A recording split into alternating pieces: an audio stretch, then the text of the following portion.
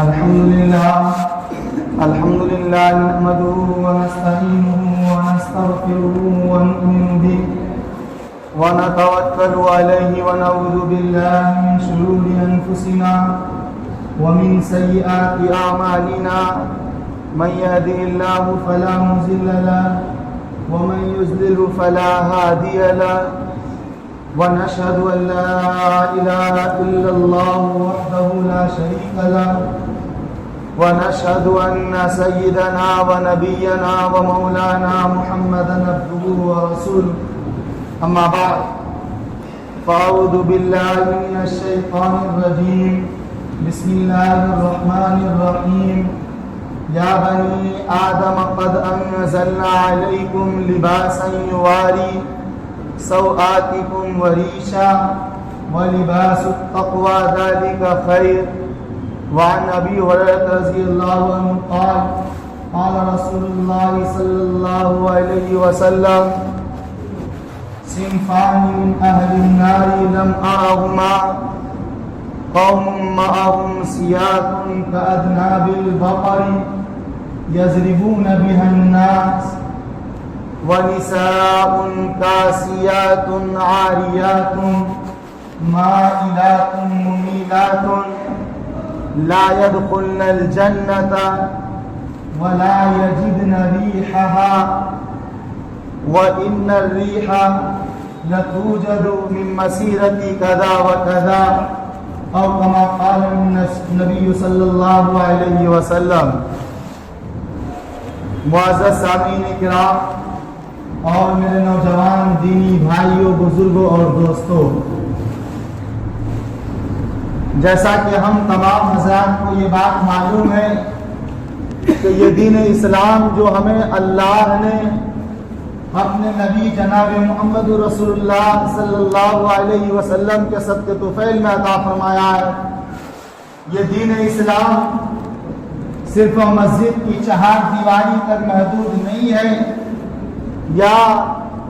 صرف مساجد و مکاتب کے اندر تک بھی محدود نہیں ہے، بلکہ یہ زندگی کے ہر گوشے کا احاطہ کرتا ہے۔ اور میرے بھائیوں، ہم انسانوں کا لباس کیسا ہو، ہمارا پہناوا کیسا ہو، ہمارا دکھاوا کیسا ہو، یہ بھی ہماری زندگی کا ایک اہم گوشہ ہے۔ چنانچہ اللہ تبارک و تعالیٰ نے اس طرف بھی اشارہ فرمایا اور اس طرف بھی سمجھایا اور بتایا کہ کیسے اس دنیا میں ہمیں زیب تن کرنا ہے، کیا پہننا ہے، کیا نہیں پہننا ہے، پہننے کی شکل کیا ہوگی، نہ پہننے کی شکل کیا ہوگی، ان ساری چیزوں کو اللہ تبارک و تعالیٰ نے اور جناب نبی کریم صلی اللہ علیہ وسلم نے کھول کھول کر بیان فرمایا۔ میرے بھائیوں، آج دیکھا جاتا ہے کہ ہمارے معاشرے اور سماج میں یہ پروپیگنڈا کیا جاتا ہے کہ ارے لباس کا اسلام سے کیا تعلق ہے، یہ تو ان مولویوں کی تنگ نظری ہے جو دین اسلام کو محدود کر دیتے ہیں اور لباس پر اپنے فتوے جاری کرتے ہیں۔ یہ لباس تو ہر قوم اور ہر وطن کا الگ الگ ہوتا ہے، یہ کوئی مذہب یا کسی شعار سے تعلق نہیں رکھتا ہے۔ میرے بھائیوں، یاد رکھیے، یہ غلط فہمی ہے، یہ غلط چیز ہے۔ اور جو لوگ کہتے ہیں کہ لباس تو ظاہری چیز ہے اور اسلام تو باطنی چیز ہے، میرے بھائیوں، آپ دیکھیں گے جہاں ایک طرف ہمارا دین اسلام یہ کہتا ہے کہ ظاہر کا اثر باطن پر پڑتا ہے اور باطن کا اثر ظاہر پر پڑتا ہے، وہیں آج کے دور کے ماہرین اور جو نفسیات کے جاننے والے ہیں ان کے طرف سے بھی اب یہ کہا جانے لگا ہے کہ ظاہر کا اثر باطن پر پڑتا ہے اور باطن کا اثر ظاہر پر پڑتا ہے۔ میرے بھائیوں، اللہ تبارک و تعالیٰ نے قرآن کریم میں فرمایا وَذَرُوا ظَاهِرَ الْإِثْمِ وَبَاطِنَهُ، کہ اے لوگوں، اے ایمان والو، اے مومنوں، اللہ اور اس کے رسول کو مان کر دینے والوں، تم ظاہر کے بھی گناہوں کو چھوڑ دو اور باطن کے بھی گناہوں کو چھوڑ دو۔ میرے بھائیوں، اگر صرف ظاہر یا باطن مقصود رہتا تو یہ دونوں چیز اللہ جمع نہیں فرماتے کہ ظاہر الاسم و باطن، بلکہ مطلق کہہ دیتے ذرو ظاہر باطن الاسم، کہ باطن کی گناہوں کو چھوڑ دیجئے، ظاہر جیسا بھی ہو۔ میرے بھائیوں، اچھی طرح سے سمجھیے کہ انسان ظاہر میں جو کرتا ہے اس کا اثر ان کے دلوں پر، ان کے باطن پر، ان کے اندر میں پڑتا ہے، اور اسی طرح جو چیز انسان کے اندر میں چھپا ہوا ہوتا ہے، جو باطن میں ہوتا ہے، اس کا اثر باہر بھی آتا ہے۔ میرے بھائی المؤمنین، حضرت عمر ابن خطاب رضی اللہ تعالیٰ عنہ ایک مرتبہ جمعہ کے لیے ممبر پر تشریف لائے اور خطبہ وغیرہ دینے کے بعد، جمعہ سے فارغ ہونے کے بعد وہ گھر گئے اور فرمانے لگے کہ اب میں دوبارہ کبھی جبہ نہیں پہنوں گا، اس لیے کہ اس دن آس رضی اللہ عنہ جبہ پہن کر آئے ہوئے تھے۔ اس نے کہا حضرت عمر فاروق رضی اللہ تعالیٰ عنہ نے کہ یہ جبہ پہننے سے میرے دل میں تکبر پیدا ہو گیا، میرے دل میں بڑائی پن کا احساس پیدا ہونے لگا کہ میں اچھا لگ رہا ہوں، میں اچھا ہوں، لہٰذا آج سے میں کبھی جبہ نہیں پہنوں گا، کبھی جبہ زیب تن نہیں کروں گا، اس لیے کہ اس کے چڑھانے کی وجہ سے میرے اندر تکبر اور میرے اندر کبر پیدا ہوتا ہے۔ تو میرے بھائیوں، جو اللہ کے رسول کے صحبت یافتہ ہے، مسلمانوں کے خلیفہ دوم ہیں، جب وہ ظاہر سے نہیں بچ پائے تو ہم اور آپ کیا ہیں؟ حالانکہ وہاں پر اصولی اور قطعی طور پر آپ کا جبہ پہننا کوئی غلط نہیں تھا، نہ ناجائز تھا، نہ حرام تھا، لیکن چونکہ وہ سبب ہو رہا تھا، مسبب الاسباب ہو رہا تھا، جس کی وجہ سے حضرت عمر رضی اللہ عنہ نے یہ ٹھانا اور یہ کہا کہ میں دوبارہ جبہ نہیں پہنوں گا، اس لیے کہ اس سے میرے دل میں تکبر اور گھمنڈ پیدا ہونے لگتا ہے۔ تو میرے بھائیوں، اسی طرح سے ڈاکٹر عبدالحی رحمۃ اللہ علیہ فرماتے ہیں کہ آپ دیکھے ہوں گے کہ جو سیب یا کوئی پھل اندر سے خراب ہوتا ہے تو میرے بھائیوں اس کا اثر اس کے چھلکے پر بھی پڑتا ہے، یعنی جو اندر میں خراب ہوگا تو اس کا چھلکا بھی ڈیمیج ہوگا، اس کے چھلکے پر بھی نشان ہوں گے، ان کا چھلکا یہ بتا رہا ہوگا کہ یہ سیب خراب ہے، یہ پھل خراب ہے، اس کو چھوڑ کر کسی اور کو لو۔ تو میرے بھائیوں، ظاہر کا اثر باطن پر بھی پڑتا ہے اور باطن کا اثر ظاہر پر بھی پڑتا ہے، لہذا دنیا والوں کا یہ کہنا، ہمارے نوجوانوں کا یہ کہنا کہ ظاہر کا اسلام سے کوئی تعلق نہیں، لباس اور اسلام میں کوئی متماثل نہیں ہے، کوئی ان میں جوڑ نہیں ہے، تو میرے بھائیوں یہ غلط فہمی ہے۔ ہاں اتنی بات ضرور ہے کہ اللہ کے رسول صلی اللہ علیہ وسلم نے کوئی خاص لباس متعین نہیں فرمایا کہ سب کے سب پنجابی پہنو یا اور کوئی متعینہ لباس پہنو، اس طرح کا کوئی اللہ کے رسول صلی اللہ علیہ وسلم سے بنیادی قانون یا کوئی اصول نہیں ہے، بلکہ یہ اصول دوسرے طور پر ہے۔ اللہ تبارک و تعالیٰ نے قرآن کریم میں فرمایا، یا بنی آدم قد انزلنا علیکم لباسا یواری سوآتکم وریشا ولباس التقوی ذلک خیر۔ اے بنی آدم، اے آدم کے اولاد، ہم نے تمہارے لیے لباس اتارا ہے، تم اس کے ذریعے سے اپنی شرمگاہ کی چیزوں کو، پوشیدہ رکھی جانے والی چیزوں کو چھپا سکو، وریشن اور تم زیب و زینت اختیار کر سکو، ولباس التقوی اور تقوی کا جو لباس ہے، ذالک خیر، یہ زیادہ بہتر ہے۔ میرے بھائیوں، آپ دیکھیں گے تو اللہ تبارک و تعالیٰ نے اس آیت کریمہ میں 4 بنیادی اصول بیان فرمائے جس کے ارد گرد ہمارا لباس ہوگا، جس کے ارد گرد ہمارا پہناوا ہوگا، جس کی بنیاد پر ہمارے قمیص ہوں گے، ہمارے پاجامہ ہوں گے۔ تو میرے بھائیوں، سب سے پہلی بنیادی اصول کیا ہے کہ ہم نے تمہارے لیے لباس کی وہ شکل اتاری ہے جس سے تمہاری پوشیدہ اور چھپائی جانے والی چیز ستر جو ہوتا ہے وہ چھپا ہوا رہے، اس کی حفاظت ہو۔ میرے بھائیوں، تو پہلی چیز یہ ہے کہ لباس ہمارا ایسا ہو، ایسا ڈھیلا ڈھالا اور ساتھی ہو کہ ہمارا جو ستر ہوتا ہے اس کو وہ چھپائے ہوا ہو۔ اور یاد رکھیے، ستر کے معنی ہوتے ہیں عورت، اور عورت کے معنی ہوتے ہیں وہ چیز جس کو چھپا کر رکھی جائے۔ تو گویا کہ مرد کا ستر الگ ہے، عورتوں کا ستر الگ ہے۔ مرد کا ستر یعنی جو چیز چھپا کر رکھی جائے، جو ہم اپنے جیسے انسانوں کے سامنے بھی بنا کسی ضرورت کے کھول کر نہیں دکھا سکتے ہیں، الا یہ کہ ڈاکٹر یا بیمار کی غرض سے وہاں وہ جائز ہو جاتا ہے، اسی کا نام ستر ہے۔ اور مردوں کے لیے یہ ہے کہ ناک سے لے کر ان کا یہ گھٹنا تک جو ہے وہ ہر حالت میں چھپا ہوا رہے، یعنی وہ نہ تو اکیلے میں اس چیز کو دیکھے نہ تو دوسروں کو دکھائے، الا یہ کہ جب ڈاکٹر کے یہاں اس طرح کی کوئی ضرورت پڑ جائے، وہاں کوئی بیماری لاحق ہو جائے تو وہ الگ بات ہے۔ اور میرے بھائیوں، عورتوں کا جو ستر ہوتا ہے وہ ان کے چہرے اور دونوں پاؤں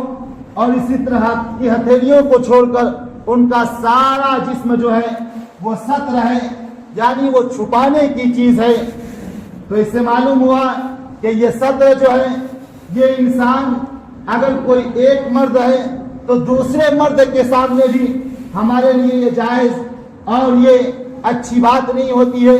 کہ ہم ناف سے لے کر گھٹنے تک کا جو حصہ ہے ان کے سامنے کھول کر دکھائیں یا ان کے سامنے ہم ان کی چیز کو دیکھیں۔ تو اس سے معلوم ہوا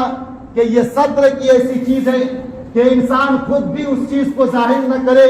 اور اگر دل کسی طرح ظاہر ہو جائے نادانی میں تو اس میں شرم محسوس ہو، ان کو آر آئے، ان کو غیرت آئے۔ تو میرے بھائیوں، سب سے پہلی چیز یہ ہے کہ ہمارا لباس ایسا ہو کہ اگر ہم مرد ہیں تو ناف سے لے کر گھٹنے تک ہماری وہ ساری چیزوں کو چھپا کر رکھ رہا ہو، اور اگر عورت ہیں تو ہمارا سارا جسم سوائے چہرے، ہتھیلی اور پاؤں کے وہ ساری چیزیں ڈھکے ہوئے ہوں، تب تو وہ لباس ہے۔ اور یاد رکھیے، اگر کوئی آدمی پہلی بنیادی اصول یعنی لباس کو اتنا نہیں بناتا ہے کہ وہ اس کے ان چیزوں کو جو ستر قرار دیا گیا ہے اس کو چھپا کر رکھے، تو اس کی 3 صورتیں ہو سکتی ہیں۔ ایک تو میرے بھائیوں یہ کہ لباس ہی اتنا چھوٹا بنایا کہ جتنا ستر تھا، جتنا چھپانے کی چیز تھی وہاں تک نہیں پہنچ پا رہا ہے۔ مثال کے طور پر ہمارا 2 ہاتھ کا لباس لگتا ہے، ہم 2 ہاتھ کا ہی بنا لیے، ایک ہی ہاتھ کا بنا لیے، اب اس کپڑے کے ذریعے ہم اپنا ستر کو نہیں چھپا سکتے ہیں۔ اور دوسری صورت تو یہ ہو سکتی ہے کہ ہم نے لباس کو پورا بنایا لیکن میرے بھائیوں وہ اتنا باریک اور اتنا پتلا ہے کہ باہر سے دکھائی دیتی ہے، تو گویا کہ وہ ستر کا چھپانا نہیں ہوا، اس لیے کہ وہ اتنا باریک ہے، وہ اتنا پتلا ہے کہ اندر کی چیزیں باہر سے دکھائی دے رہی ہے۔ اور کپڑا پہننے کا بنیادی مقصد یہ ہے کہ آپ کا ستر چھپا ہوا ہو، آپ کی وہ چیزیں جو ستر کہلائی جاتی ہیں وہ دنیا والوں کی نظروں سے پوشیدہ ہو، اور اس میں تو وہ جو فائدہ ہے وہ تو مفقود ہو رہا ہے۔ اور تیسری شکل یہ ہوتی ہے کہ آدمی اتنا چست بنا لے کہ آدمی کا جو ہے بناوٹ جو ہے، ان کا جو ساخت ہے، ان کے جو اندر کی ہر چیزیں ہیں وہ باہر سے کپڑا پہننے کے باوجود بھی دکھائی دے۔ تو میرے بھائیوں یاد رکھیے، یہ پہلی چیز یعنی پہلی بنیادی اصول جو ہے، ان میں خرابی ہونے کی صورت میں یہ تینوں صورتیں آتی ہیں۔ اگر یہ تینوں صورتوں میں سے کوئی ایک بھی صورت آ گئی تو یاد رکھیے آپ نے لباس کا بنیادی اصول کو اور بنیادی مقصد کو پس پشت کر دیا، آپ نے اسے اپنے پاؤں سے روند ڈالا۔ میرے بھائیوں، آج کل ہماری ماؤں بہنوں کا تو کہنا ہی کیا، لیکن ہمارے نوجوان جن کا انہیں بھی ان کا خیال نہیں ہوتا ہے، اور میرے بھائیوں وہ بھی اس میں غلطیاں کرتے ہیں۔ بہرحال دوسری بنیادی اصول یہ ہے وریشن، کہ آپ کا لباس ایسا ہو کہ آپ کو خوبصورت بنائے، آپ جب وہ پہنے تو زیب و زینت لگے، ایسا نہیں کہ لباس ایسا بنا لیے کہ خود بھی دکھنے میں اچھا نہیں لگ رہا ہے اور دوسروں کو بھی دیکھنے میں اچھا نہیں لگ رہا ہے، بلکہ میرے بھائیوں آپ کا لباس اس لیے پہنایا جا رہا ہے تاکہ آپ کی خوبصورتی بڑھے، آپ کی شکل و صورت اچھی لگے۔ اب اگر آپ لباس بھی پہن کر بد شکل لگیں، بد حیت لگے، بدنما لگیں، تو بتلائیے وہ لباس کا مقصد ہی مفقود ہو رہا ہے۔ میرے بھائیوں آج کے نوجوانوں کا یہ فیشن چل پڑا ہے، وہ یہ نہیں دیکھتے ہیں کہ پسندیدہ ہے یا نہیں، اپنی پسند کی معیار ہے یا نہیں، لوگوں کو اچھا لگ رہا ہے یا نہیں، بس وہ ایک فیشن دیکھتا ہے۔ اگر کسی فلم کے ہیروز اگر اس کو پہن لیا یا ایک ٹرینڈ چل گیا تو بس اسی کو پہننے شروع کر دیں گے، وہ اس میں اپنی پسند نہیں دیکھیں گے، وہ نہیں دیکھیں گے کہ اس میں میرا سطر چھپا رہا ہے یا نہیں، اس میں میری خرابی جو اسلام نے بتایا ہے ان کو ظاہر کر رہا ہے یا نہیں، بس وہ ایک فیشن اور ایک ٹرینڈ کے طور پر، یعنی جدھر زمانہ چلتا ہے ادھر وہ بھی بڑھ جاتے ہیں۔ میرے بھائیوں تیسرے جو لباس کے اصول ہے وہ یہ ہے کہ آپ کا لباس ایسا ہو کسی دوسرے قوم سے تشبہ اختیار نہ کرتا ہو، یعنی آپ کا لباس کوئی ایسے قوم جن کا وہ شعار بن چکا ہو، جن کی وہ لباس پہچان بن چکی ہو، ان کو آپ نہ اپنائیں۔ میرے بھائیوں یاد رکھیے دو چیزیں ہوتی ہیں، ایک ہوتی ہے تشبہ، ایک ہوتی ہے مشابہت۔ تشبہ کا مطلب یہ ہوتا ہے کہ ایک آدمی انگریزوں جیسا لباس اس لیے پہنے کہ میں انگریز دکھنے لگ جاؤں، میں ان جیسا بن جاؤں، یہ تشبہ ہے، یعنی جان بوجھ کر ان جیسے بننے کے ساتھ بالارادہ وہ اس کپڑے کو پہن رہا ہے۔ اور دوسرا ہے مشابہت، کہ آدمی کا ارادہ تو نہیں تھا لیکن وہ پہننے کے بعد ان سے مشابہت ملتی ہے، ان سے ان کا جو شعار ہے ان سے میچ کھاتا ہے۔ تو یاد رکھیے تشبہ تو بالاتفاق حرام ہے، یعنی اگر آپ یہ ارادے کے ساتھ پہنتے ہیں کہ میں فلاں دیگر قوم کی طرح لگنے لگ جاؤں، ان کے طرح بن جاؤں، یہ حرام ہے۔ لیکن جہاں تک رہی بات مشابہت کی، اگر آپ نے کوئی ایسا کپڑا پہن لیا کہ جو دوسرے قوم کا مشابہت اختیار کر رہے ہو تو میرے بھائیوں یہ حرام تو نہیں، ناجائز تو نہیں، لیکن یہ بھی کراہت سے خالی نہیں ہے۔ میرے بھائیوں یاد رکھیے آج ہم جس کے لیے اپنے سینے کو کشادہ کیے ہوئے ہیں، ان کے لباس پہننے کو ہم اپنے آپ میں فخر محسوس کرتے ہیں۔ یاد رکھیے وہی انگریز جب ہمارے ملک پر تسلط پایا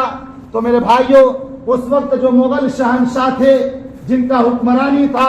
مسلمانوں کے نام سے وہ جانے جاتے تھے، میرے بھائیوں انہی انگریزوں نے مغل شہنشاہ کا جو لباس ہوتا، ان کا جو قمیص ہوتا، ان کا جو پاجامہ ہوتا، انہوں نے دربانوں کو پہنانا شروع کیا، انہوں نے نوکروں چاکروں کو پہنانا شروع کیا۔ وہ اس وجہ سے نہیں کہ ان سے آپ کے کپڑے کی محبت تھی، بلکہ وہ اس وجہ سے کہ یہ مسلمانوں کا شعار تھا، یہ مسلمانوں کا پہچان تھا، مسلمانوں کو نیچا دکھانا تھا، مسلمانوں کو اپنا احساس دلانا تھا کہ تم میرے نزدیک کیا ہو۔ اس وجہ سے میرے بھائیوں انہوں نے اپنے دربانوں کو اور اپنے خانساموں کو پہنانا شروع کیا۔